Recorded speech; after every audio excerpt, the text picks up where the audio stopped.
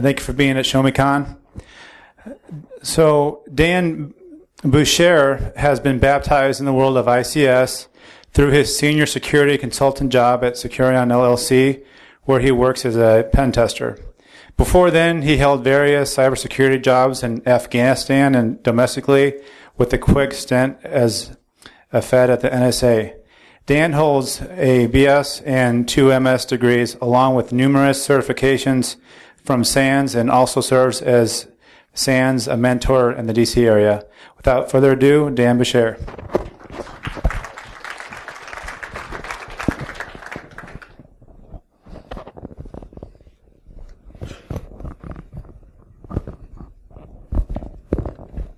Well, I was going to ask if everybody can hear me, but I kind of think that's redundant at this point, right? All right, good. Can you I say that? Hold on. Testing. There we go. All right, cool. Okay, so, yeah, I'm here to scare everybody. Y'all ready to be scared? Come on, guys. Really, it's after lunch. Give me a break. Come on. Ready to be scared? Yes. Yay. There we go. There we go. All right. So, the traditional what we will cover slide. Everyone can read, right? Yes. Y'all, you got to give me some energy here, people. Come on. Can everyone read? Yay. Great. All right. I'm skipping it. Awesome. Okay. So, who am I? Last name is Bougere. Not bourgeois. Not bougere. Not booger. Please, dear God, not booger.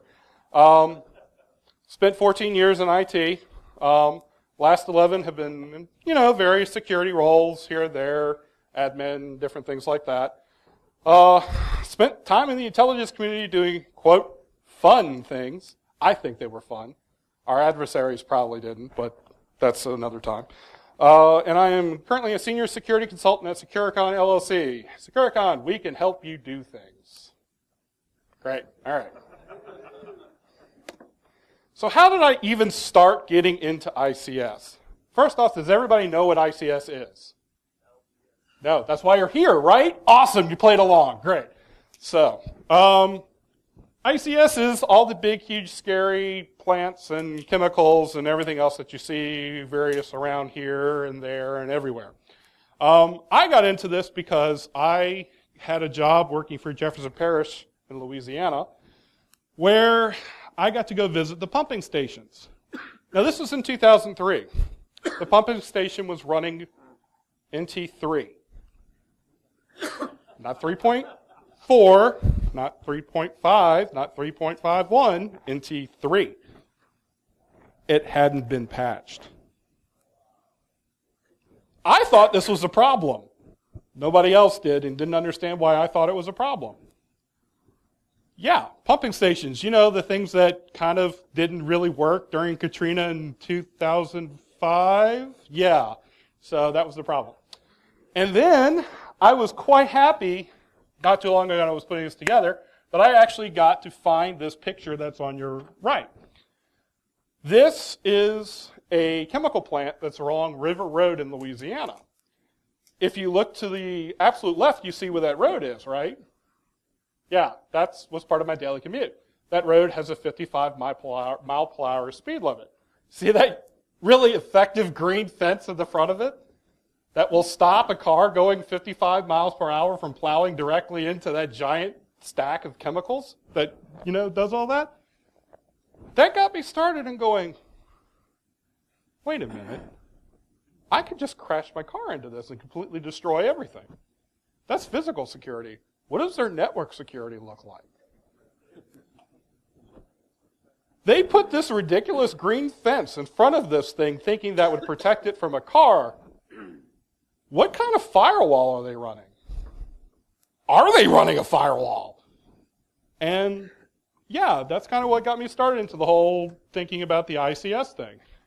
And then I decided to be a network admin and not worry about that anymore. So then how did I get back into this? Well, I decided to go work for SecuriCon. And when I was hired, I was like, hi, look, I know we do ICS and SCADA stuff. I really don't know anything about it much. But, do you have any resources or anything that I could read or look at really quick? And my boss literally looked at me and said this. You gonna learn today. And I'm like, well, what do you mean? He's like, I don't know. Figure it out. And this is why this presentation was born. Because if I have to suffer, everyone must suffer.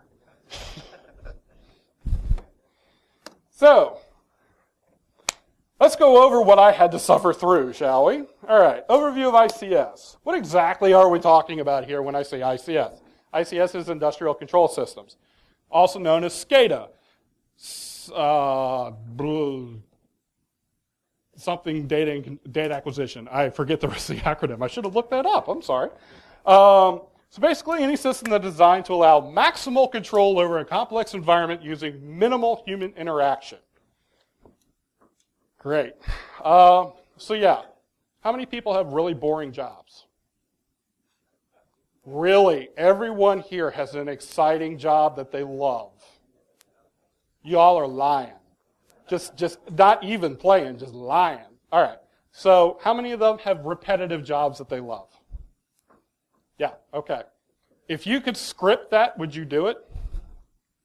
Yeah. This is what these systems do because they know that they can't hire somebody to sit there and take an accurate measurement every 30 seconds on the dot, every time, every day, day in, day out, on Christmas, on New Year's, when they're sick, when they're feeling bad, when they're not, when their wife's leaving them, where their child calls them a bastard, things like that, the typical type of thing. The ability to react faster than human reflexes. When the nuclear plant is going critical, you kind of want to make sure those systems work and not worry about Homer Simpson pressing the big red button. Again, precision measurements across vast geographic distances. Yeah, the tundra. Everyone loves to go work there, right? Definitely. And of course, the ability to withstand hostile or remote environments, like the seafloor, like close to a volcanic event, like, I don't know, next to your boss's office. And if anybody's really interested about the definition of this, I highly recommend the NIST 800-82 Guide to Industrial Control System Security. Anybody here have insomnia? Anybody want to get rid of it? Read that. I did for about a day. I hated my life. So what do you mean by measurements? Because this is getting part and parcel of this whole thing. So ICS essentially relies on feedback loops. The easiest metaphor for this is your air conditioning system. It gets too hot, turns on. It gets too cold, turns off. Really kind of simple. That's the basis of all of these types of systems. This works off of PID controller theory, which stands for proportional, integral, and derivative. That's how the system can manage it. Some can depend on the time that this is going on, some depend on the slope of the change, and some depend on the proportional to error values of that's going on. A lot of these systems work on fuzzy logic. They tend to be analog systems, not necessarily digital. So you're going to get values between 1 and 0. And again, these types of loops can also depend on how big of a change that works. If it's off by a little, you do a little bit of a touch. If it's off by a lot, you turn it up. The problems come in where you're only supposed to do a little and it turns up a lot, and then you make the news and everybody's upset, and yeah. So we try to avoid that. So we have the types of processes, and all of this is covered in the Purdue model. Again, if you have insomnia and you don't like not sleeping, I highly suggest you read the Purdue model documentation. It's absolutely fascinating. But to go through this, discrete, batch, continuous, and hybrid. So what are we talking about? Discrete. Widgets, industrial individual units, license plates, Raspberry Pis, chips, different things like that. These are what would be considered a discrete type of process. Batch, mostly associated with pharmaceuticals, chemicals, food, small to medium amounts, craft beer, craft vodka, different types of things like that, where these systems have an input, they do some magic, and they have an output. Generally tends to be small and relatively easily contained and monitored. Then we have continuous power generation, power supply, different types of major divisions that transfer power, transfer pipelines, things like that. You generally have a constant input, you have a constant output. It's supposed to be continuous. And then, of course, everybody's favorite, hybrid. Any, all, one, two. A good example is regional air traffic control. You've got the continuous airport that's taking planes coming in, planes coming off, directing planes flying over, trying not to have everybody crash into each other. The flight path is a discrete set of handoffs from other regional air traffic controls. So if you're flying from Los Angeles to, say, New York, you're going to hit, Los Angeles, Salt Lake City, Denver, all these different regional ATCs that maintain the flight in the entire major system that's going on. Again, then lands at the continuous airport that's launching and accepting flights. And then it's all coordinated by national FAA or other regional ATCs to make sure that everything keeps going, both domestic and incoming and leaving international flights. And then we have the general categories of systems. So we've got, there's the acronym, Supervisory Control and Data Acquisition, SCADA systems. Process control, energy management, building management, and safety instrumented. So DCS, SCADA, anything. Pretty much anything can be this type of system. Process control is usually where we get into batches or different things like that. Controls like adding one chemical that comes into a batch, stopping the chemical, spinning it up, exiting out, different things like that. Energy management, power generation, turning on, raising up control rods, lowering them, different things like that. Building management, this is where your HVAC, your power, your efficiency measuring and different things. So like a huge building like this, all are coordinated by one main building management system to make sure that they're not paying ridiculous amounts of money for something they don't need to. And finally, safety. This is a kind of a primary area for this types of systems because we don't want people to die, right? Right? Yeah, we don't want to, okay. Wow, okay. Hard room here, geez.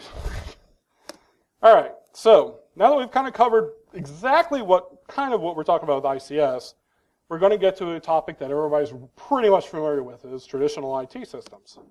So for traditional IT, for the hardware, we're used to servers, workstations, network equipment, Ethernet, wireless, the general type of thing, router switches, Cisco, and perimeter defense, and all the magic boxes that are being sold out front, right? Okay. Sorry, I shouldn't call those magic boxes. Apologize. For ICS, a little bit different. We have HMIs, human-machine interfaces. It's kind of synonymous to a workstation, but maybe also more of like an admin station. It's basically the human-machine interface to the entire system. Gives you monitoring, gives you control, manual overrides, different things like that. The data historian is what is used to store values. It's kind of hard to maintain a system like this if you don't know what is or is not a correct value. If a type of chemical reaction takes place at 78.4 degrees centigrade, and your system is at 78.7 degrees centigrade, without a data historian, you don't know if that's a good value or not. You're just going to proceed and probably, if you're a meth lab, blow it up. But, hopefully you're not running a SCADA system in a meth lab. That would be a little bit of an overkill. But then you have control servers, which tell the individual parts what to do. Turn it on, turn it off, up the temperature, lower the temperature, do what you need to do. And then programmable logical controller. These used to be basically like media converters because a lot of these systems run on just serial lines. And we all know how well serial lines work with Ethernet networks, right? Or vampire taps, or BNC connectors, or older. Anybody dealt with anything older than a BNC? Oh, don't be afraid. Yes, the gentleman in the back, yes.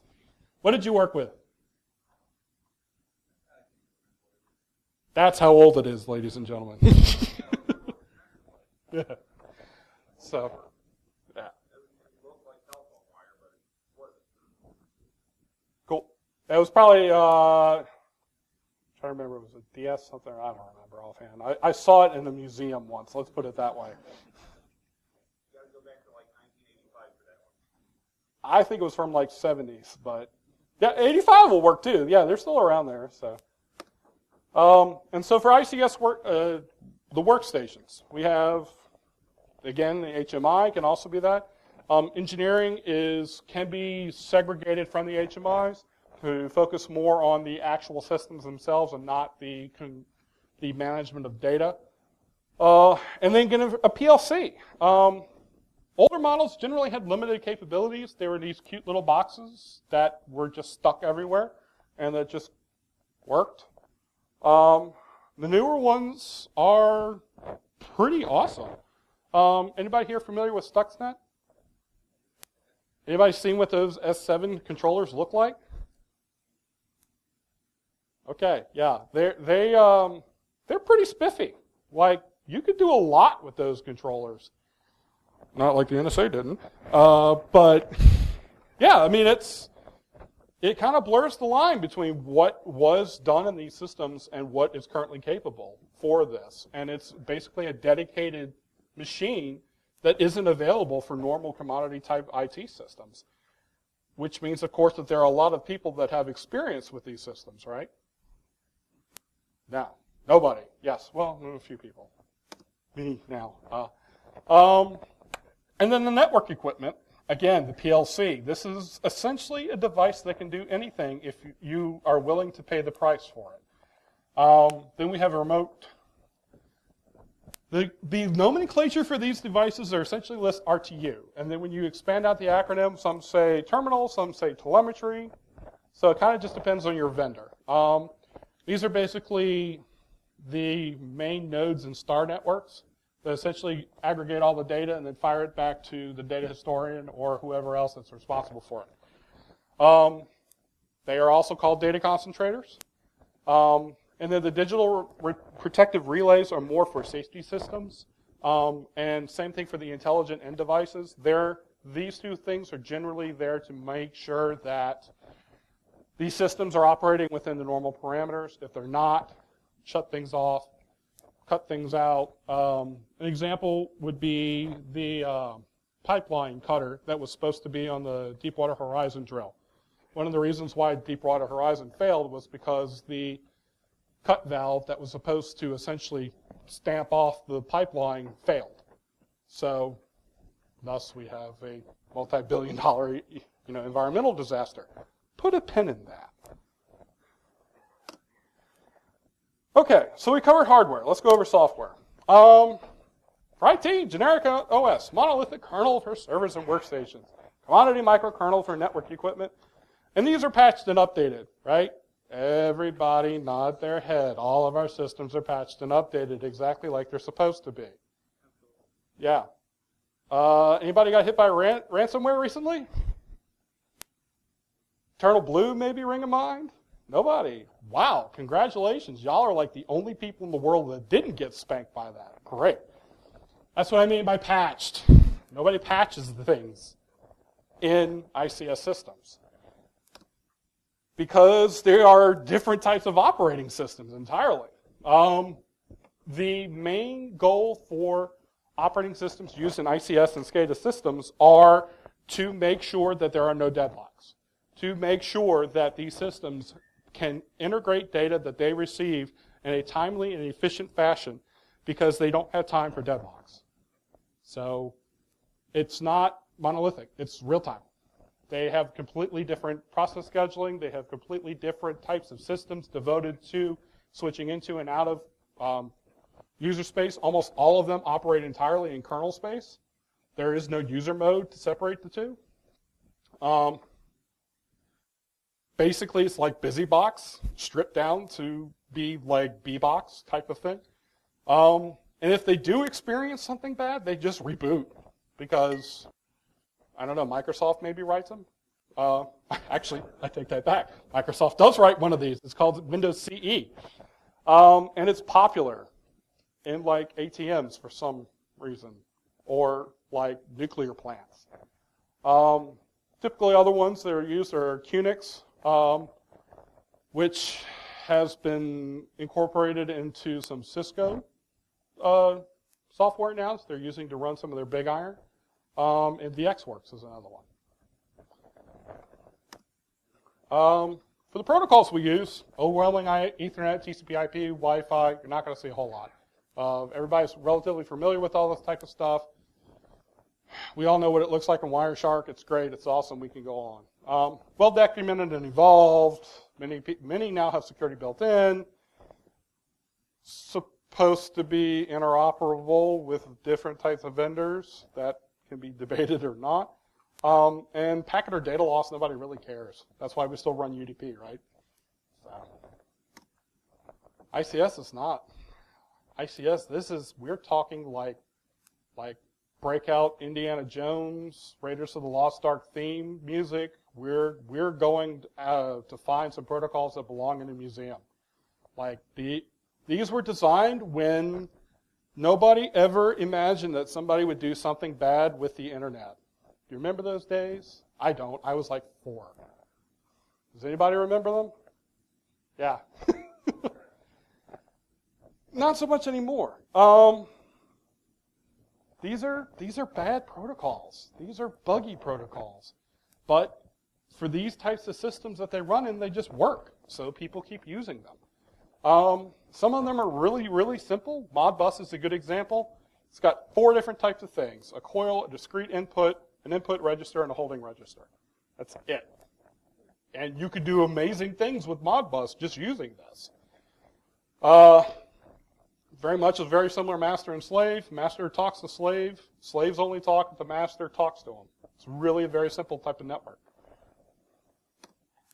DMP3 is the complete opposite. DMP3 will basically give you any type of register, protocol, whatever you want with it. Highly complex. You could do a lot of different things with DMP3. Completely open source now, and it runs a lot of different things that work. Chemical plants, power plants, air traffic control, different things like that. And I'm not going to bore you with the wonderful specifics of DMP3. Again, if you're interested in going not to sleep, there is a DMP3 primer that is listed on the bottom. If you're looking to hack the protocol, though, I highly recommend it. Many of these protocols can be encapsulated, thankfully. Everybody remember those, logic converters and, programmer PLCs that were just media converters? A lot of them can also do encapsulation. The problem with this is they suffer from drawbacks. A lot of these systems were designed to last 30, 40, 50, 60 years, or are beyond their original design time frame with it. So we've got to find a way to essentially make sure they can keep running on these types of networks and systems, because nobody's willing to spend a couple million in capital outlay when something works just fine. And another problem is like, bad people understand these protocols because they have nothing else they want to do more than to completely destroy whatever network or power generation you're trying to do, or chemicals, or everything else like that. We deal with a lot of different threats. Some of them terrorists, who would be more than happy to blow up the local chemical plant that produces bleach and cause a massive evacuation of the area. And it's all because they didn't protect their network, or they were running bad protocols, or they weren't encrypting it, or they weren't doing all the normal things that we assume are being done for IT networks. So that we've gone over hardware and software, it kind of segues into the business side of it. So IT focus, the business side of it, making money. That's what IT is there for, right? To help make money. Or the IT itself is there to make money. Nonprofits are the same type of thing. Can be about making money, getting a message out. How many CISSPs? Yeah, really? You're that ashamed of it? Come on. I'm one. I'll freely admit I'm a CISSP. How do you remember the CIA triad? God, yes. Okay, so for this one, if everybody remembers, confidentiality is stressed over integrity or availability in the IT world. For ICS, it's a little bit different. Availability is stressed over it.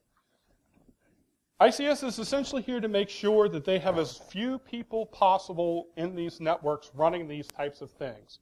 If they can replace somebody who can be a point of failure with a machine that will not be a point of failure, they will do it. And for some of these systems, that's actually required and necessary because you don't want people being able to dither, to question, to worry, to be distracted, to do any number of other things that are going on when you need to focus on these systems. For downtime, for IT, SLAs 5, 6, 7, 10, 15, 49s, or whatever it's up to now. You normally have regular updating and patching windows, overnight types of things. You know, you log into your bank and say, hey, we've got a downtime coming up on like Pacific time at 3 in the morning or stuff like that. No problem. Unplanned outages can be bad. Everybody knows. But generally not life-threatening, no matter what sales says. It's generally not life-threatening. Bit different for ICS systems. Downtime is expensive, very expensive, overly expensive, to the point where they generally don't get planned if they can be avoided. They are scheduled months or years in advance because they have to power down systems. They have to make sure that they have the people at the necessary places if it's a far-flung network to make sure that they're there to shut down and turn up whatever they want. And they're delayed. You know, if you've got a hurricane coming in, the last thing you want to do is shut down the pumping stations that are going to possibly be there to prevent flooding. Don't care what the window was scheduled with 2 or 3 years ago. When they're unplanned, that usually makes the news when they're unplanned. 3 Mile Island was an unplanned downtime. Chernobyl was definitely an unplanned downtime. Trying to think of a few other recent ones. You know, these are the things that make the news. Resulting congressional hearings. Generate white papers and PhD dissertations about the coulda, shoulda, wouldas and what you can do, what shouldn't have been done, why did this person not do that. And, of course, dogs and cats living together, gozer, mass hysteria, general things like that. So. Procurement. Buy it anywhere, anytime. eBay, Amazon, whatever you want, you'll find it. Variable regulation. Most people's big, huge boogeyman is HIPAA for types of stuff like that. If you're subject to any type of other regulation, you worry about that. But mostly it's fines, and mostly it's like, don't do that again type of thing. You can tweak and fine-tune things once you buy it. You're usually responsible for patching. You know, everyone's relatively familiar with the normal types of networks that we deal with. For procurement for ICS, there's like maybe 5 or 6 major vendors, and they all lock you in, and they all say whether you can or can't patch, and they all say what types of equipment you can buy or install or who they'll work with. Some of them go out of business, and you're just left with whatever they gave you at the point in time you installed. And to add to that wonderful joy, you've got pretty good regulation. Pick an agency. USDA, FDA, NERC. Anybody even know what NERC is?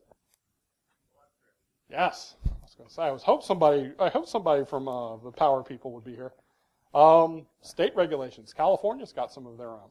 New York's definitely got a few of those. I mean, these types of systems are usually regulated by, if not one, more than probably 10 different types of agencies. And you've got to make sure that you comply with all of them, or you get fined ridiculous sums of money. The service agreements for these things, they will basically tell you, you can't patch this system. We don't care if there's a rampant worm running around the world. We hope to God you put it behind a firewall. Oh, you didn't? Sorry, you should have done that. And generally, During downtime, nobody's caring about updating all your networks.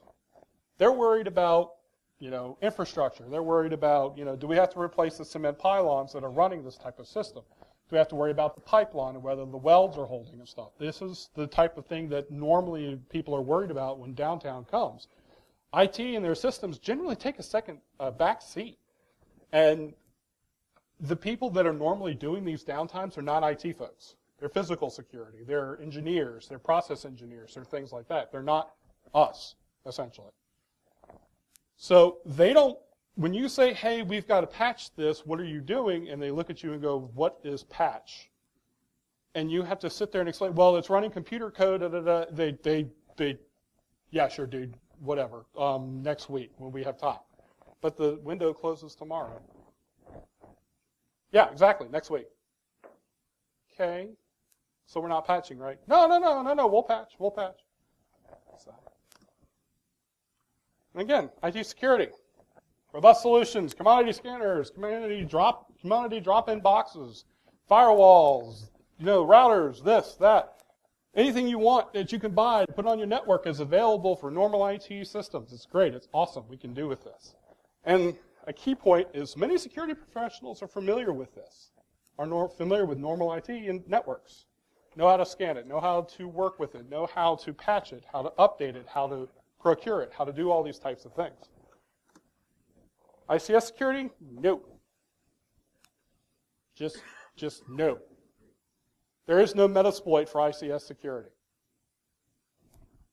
There's modules, don't get me wrong, but as far as a robust testing framework that people can use to test these types of systems, who's going to write that? Who isn't retired already? No one. There's no joy in it. There's no glory in writing a wonderful ICS testing framework that only works with one vendor. Many of them don't even have encryption because they can't afford the overhead. These devices have kilobytes of memory. Kilobytes. If they get a packet that they can't handle, they die. These are not robust systems. So your little security concerns that you have about them, they don't care because they just don't see the point. It's not going to work. It's not going to be there. So put in a bump in the wire. Put in encapsulation. Try to do the best Band-Aids that you can on these networks to make sure that they work. And many people are unfamiliar with this body of knowledge. How many people knew about DMP3 before you came in? How many people knew about Dolly or Modbus? Yeah, like a handful of people. These protocols are still being used. These protocols are out there. They're flying through the air on your power lines and stuff, on radio transceivers and everything out there, but nobody really knows about them. Because, I know the first time I fired up Wireshark and I was going, what the hell is this? It's got this weird teal color I've never seen before in my entire life. Oh, that's such and such. Great to know. What do you do with it? I don't know. Okay. And of course, the fun part of scanning these types of networks. Yeah, that's what happens. I guarantee you go ahead and fire up NNAP in an ICS network. I want to watch that happen. I want to time how quick that phone is going to ring next to you, asking you just what the hell you think you're doing. Because they fall over. They die like fainting goats. Okay, so now that I've bored everybody to tears and gotten everybody a couple of chuckles and stuff, Dan, you said you're going to scare me. This is boring me. What's the difference? Okay. So, anybody remember this? There was a lot of stuff written up about this. Okay. So, Ukraine, December 23, 2015. Russia and Ukraine are not really bestest of friends right around this point in time in life. Ukraine has said very mean things about Vladimir Putin. Vladimir Putin, being the cuddly type of guy that he is, decided to just let it go. Yeah, okay. So, Open Aragos suffered a coordinated cyber attack that led to approximately 225,000 customers without power. shut down substations all over, forced to go to manual mode for several hours. So I know we had a couple power folks in here, right? Raise your hands, please. What happens when you're forced to go to manual and power? Bad stuff, right? No one likes to go to manual mode in power generation because it's bad and it takes forever and people go and cry in the corner. Of course, Russia is blamed, but attribution is always hard, and since Russia categorically denies any involvement, we can't blame Russia for Ukraine suddenly experiencing a cyber attack that shuts down all of their power conveniently. Yeah, okay. Started, and this is the point where I really feel that sometimes I should just go to be like a farmer in California, because this started with a spearphishing macro-enabled Word document that installed Black Energy 3. It required the users to enable macros on pop-ups, and they did that. Is this a fight normally with everybody in their systems, of users just being a dipping bird and clicking yes on everything? Yeah, it's no different anywhere in the world. Yeah. A massive cyber attack on an entire country's power grid started because people clicked yes on the macros in Office. Why? Okay, my rant's over. Once command and control was established, credential harvesting and lateral movement began, the typical type of thing we all do when we get access. Found VPNs into the network. How many people think credential reuse was used? Oh, yes, yes. Some of them were directly into the SCADA network, too. That was awesome, because it's always great to have a VPN directly into all of your different protections directly into your SCADA network that reuses your credentials. It's awesome. Again, found engineering and process servers on the SCADA network. This is bad because these things are supposed to be separate and air-gapped. But then again, they had a VPN into the SCADA network, so I guess that's, well, that's up for debate. So, and they're like, okay, cool. Well, that was fun. Let's see what we can do with this. And of course, December in Ukraine, pretty warm time of year, right? There's no historical vignettes of the snow and the cold killing people and everything else in Ukraine in December, right? No. Putin got pissed, decided to say, that's it, I'm going to kill these sons of bitches, and released all of it. So here's my two favorite things about this whole attack. Not only did they shut it all down, that's kind of a dick move, but they configured one of their main UPSs to fail at the central office so that there was no backup power for the power company.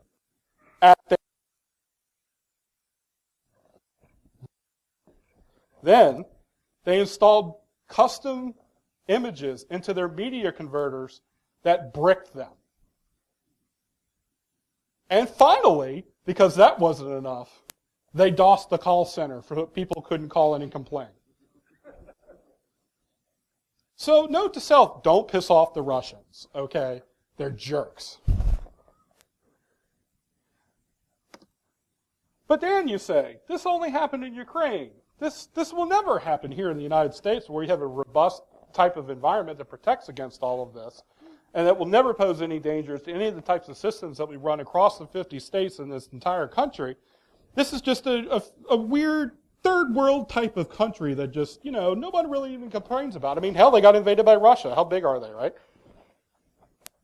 Yeah. Anybody remember this? Did anybody hear about this? So hackers were able to get into a water treatment plant and could change the chemical mix for tap supplies and make it poisonous. They got in by a SQL injection on the website. That just happened to be able to lead into their AS400 at their central office. Yeah. And so something a little bit more recent. This one was fun. Not a lot of detail on this one out there, but from what I can tell, they didn't really hack a box. They hacked the radio frequencies because they used DTMF to essentially tell sirens to turn on, turn off, whatever they want to do. And it wasn't encrypted.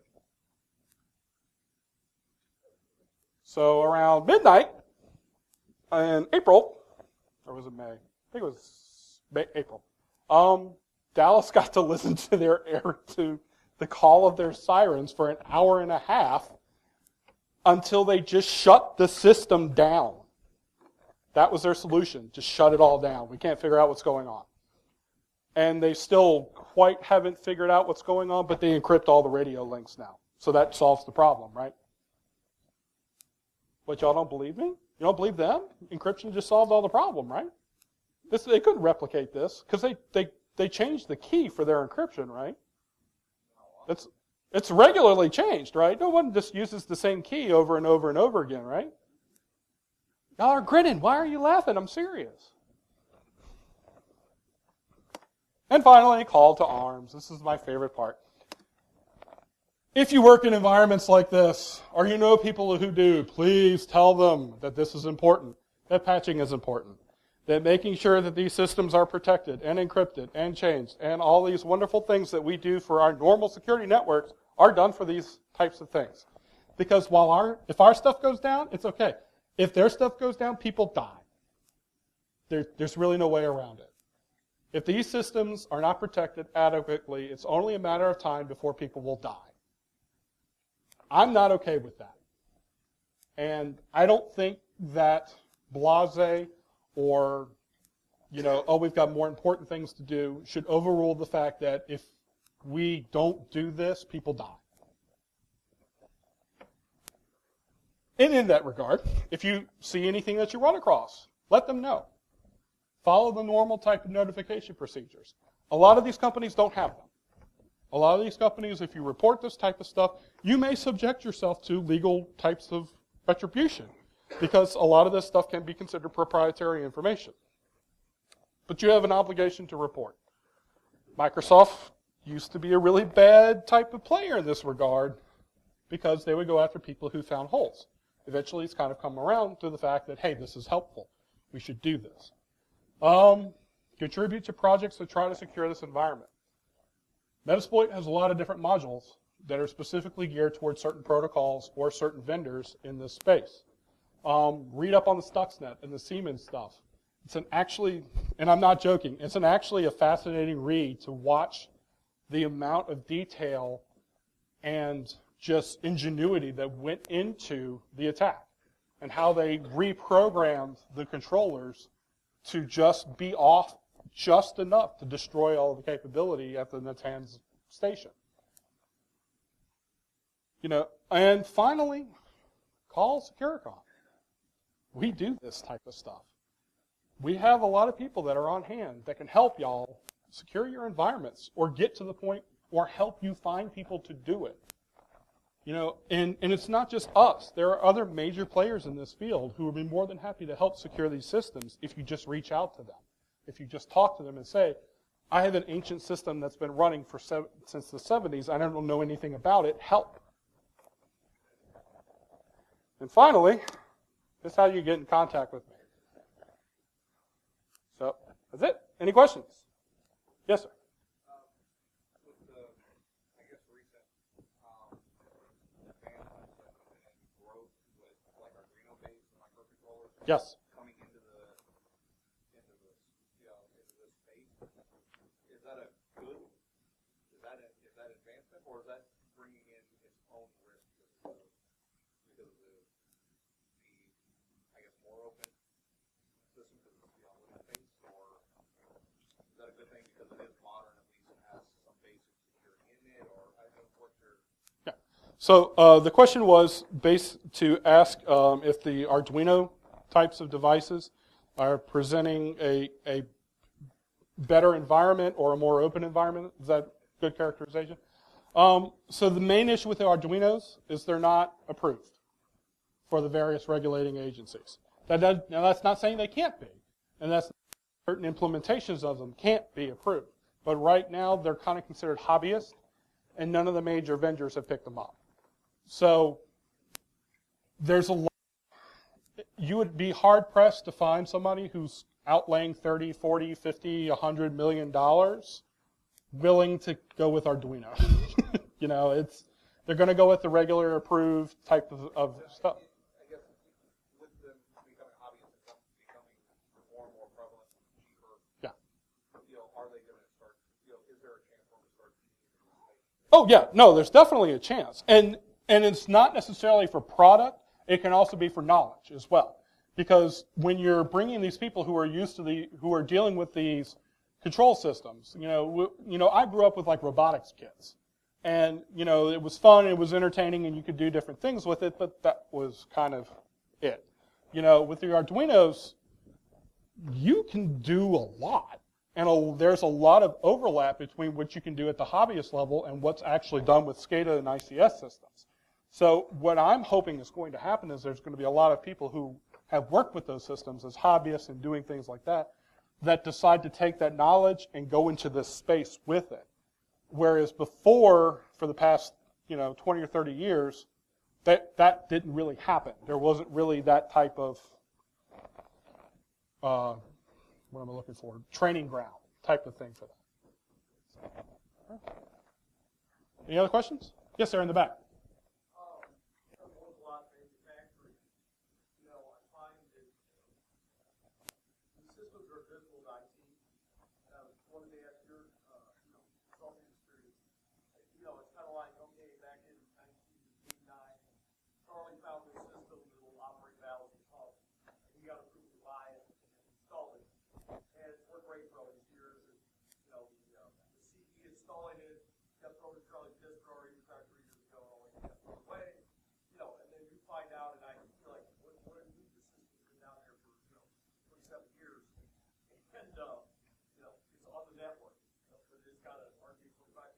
Yeah.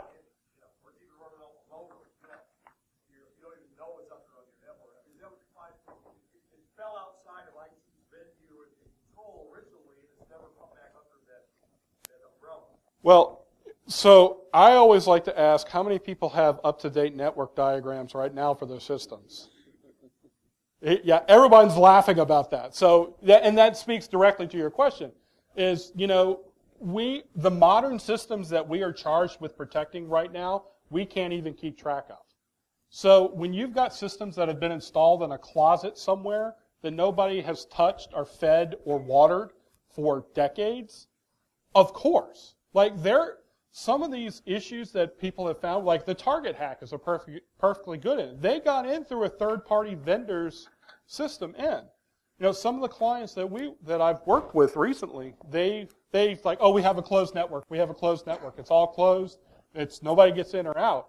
I'm like, oh, okay, well, do your vendors come on site and install and update any of your systems? Oh, no, we have a VPN for that.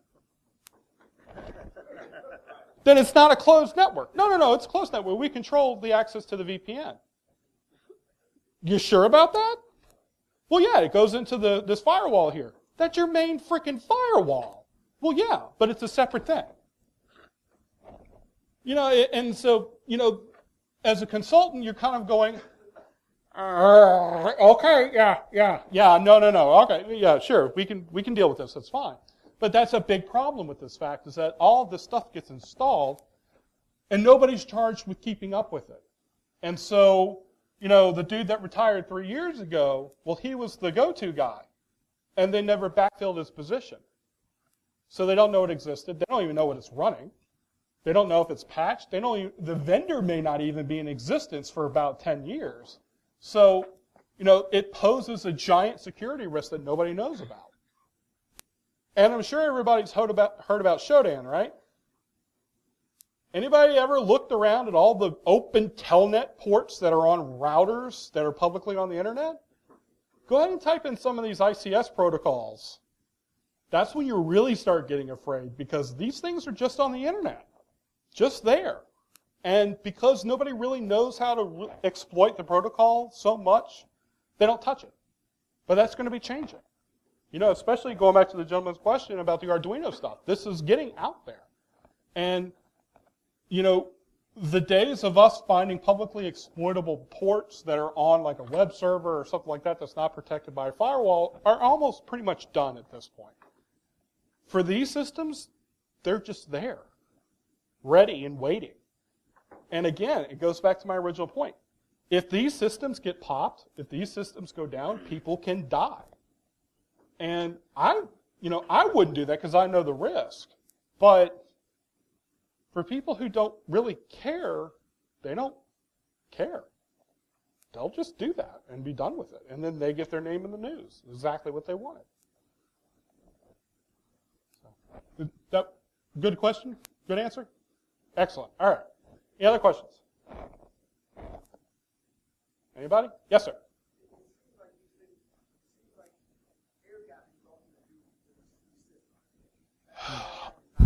I was going to say, I will reserve my comments on air gapping. Because if the machines are physically separated, then the avenues of exploitation are curtailed.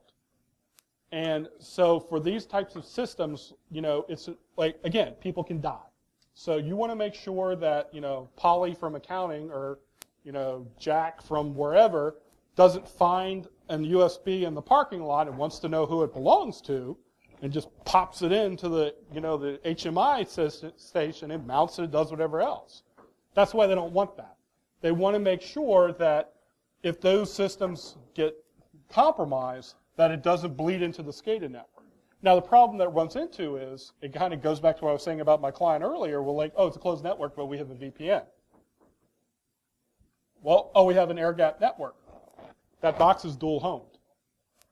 Oh, but I've got an internal firewall. It's okay. Oh, no, it's not, And a lot of it is lack of knowledge, lack of understanding, and lack of due diligence. I mean, these systems can be installed, completely air-gapped, protected, done whatever else like that. But as time progresses, as people leave, as new people come in, as people, get disgruntled, things like that, they're not maintained to the level that they need to be, and so that air-gap protection fades. And it's not maintained until you lose power to 225,000 people and have to deal with it. And then it's too late at that point. Any other questions?